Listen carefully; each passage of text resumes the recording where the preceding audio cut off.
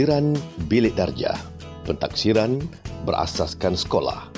Pentaksiran berasaskan sekolah (PBS) merupakan pentaksiran holistik yang terdiri daripada kategori akademik dan bukan akademik.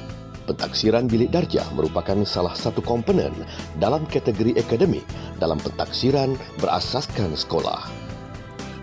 Apakah itu PBD? Pentaksiran Bilik Darjah PBD dilaksanakan secara berterusan semasa PDP bagi mendapatkan maklumat tentang perkembangan, kemajuan, kebolehan dan penguasaan murid. PBD juga melibatkan proses menganalisis maklumat, membuat refleksi terhadap PDP dan merancang tindakan susulan bagi menambah baik penguasaan dan pencapaian murid dalam pembelajaran.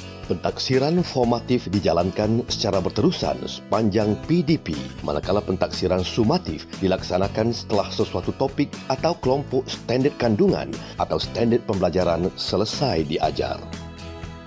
Pelaksanaan PBD. Guru mentaksir murid dengan 3 cara, iaitu pemerhatian, lisan dan bertulis. Kaedah pemerhatian. Pentaksiran secara pemerhatian sesuai digunakan untuk mentaksir proses dan hasil kerja murid. Guru juga boleh mentaksir penguasaan kemahiran dan sikap murid. Guru memerhati aktiviti murid dan mentaksir dengan membuat catatan ringkas atau menggunakan senarai semak atau skala kadar atau rekod berterusan. Sebagai contoh, dalam mata pelajaran pendidikan seni visual, guru memerhati murid membuat corak teknik collage. Guru memberi maklum balas secara lisan tentang teknik menggunting kertas yang betul semasa pemerhatian dilakukan. Guru boleh mentaksir proses kerja murid dengan menggunakan senarai semak. Dalam mata pelajaran sejarah pula, guru memerhati murid melaksanakan tugasan dalam kumpulan. Murid berbincang dengan rakan-rakan lain dalam kumpulan dan membentangkan hasil kerja mereka. Berdasarkan hasil pemerhatian, guru boleh mentaksir murid dengan membuat catatan ringkas dan memberi maklum balas secara lisan kepada murid. Kaedah lisan. Pentaksiran secara lisan boleh berlaku secara spontan semasa PDP atau terancang melalui sesi soal jawab atau kuis. Kaedah ini boleh digunakan untuk mentaksir antaranya kefahaman konsep, kemahiran mendengar, kecekapan mencongak, pertuturan dan sikap. Sebagai contoh, dalam mata pelajaran matematik, guru menyoal murid secara lisan untuk mencungkil pemahaman murid tentang konsep matematik seperti tambah dan tolak. Guru memberi maklum balas berdasarkan jawapan murid untuk menambah baik penguasaan pembelajaran murid. Guru boleh merekod perkembangan murid dalam rekod mengajar guru atau instrumen pentaksiran yang bersesuaian. Dalam mata pelajaran reka bentuk dan teknologi, guru boleh mentaksir hasil pembentangan murid mengenai kepentingan tenaga solar dalam kehidupan. Guru menyoal murid untuk mengenal pasti kefahaman murid dan memberi komen kepada murid. Kaedah bertulis. Guru boleh mentaksir murid dengan menyemak dan memeriksa hasil penulisan mereka seperti karangan, laporan projek atau latihan bertulis. Sebagai contoh, dalam pendidikan kesihatan, guru menyediakan lembaran kerja sebagai latihan untuk dibuat oleh murid. Guru memeriksa hasil latihan dan memberi grade atau markah atau sebarang maklum balas lain yang bersesuaian.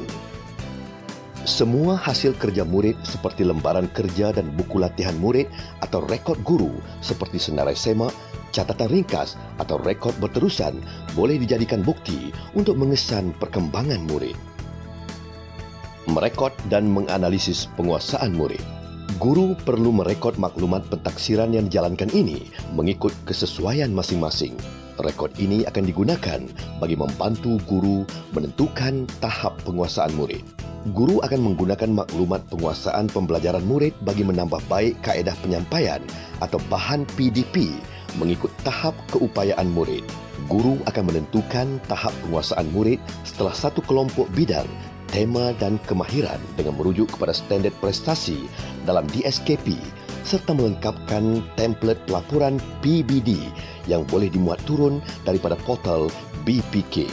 Guru akan menentukan tahap penguasaan keseluruhan pada akhir tahun berdasarkan pengetahuan, pengalaman, tanggungjawab profesional dan input murid. Melapor tahap penguasaan murid.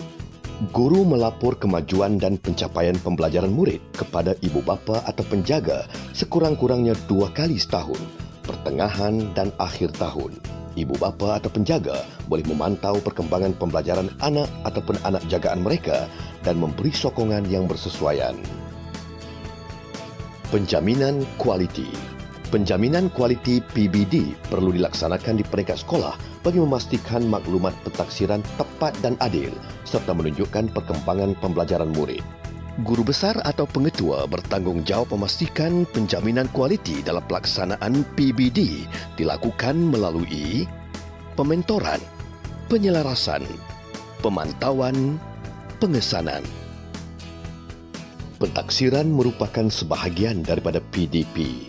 PBD ini menyumbang kepada pembentukan modal insan yang holistik dan seimbang seperti dihasratkan oleh falsafah pendidikan kebangsaan.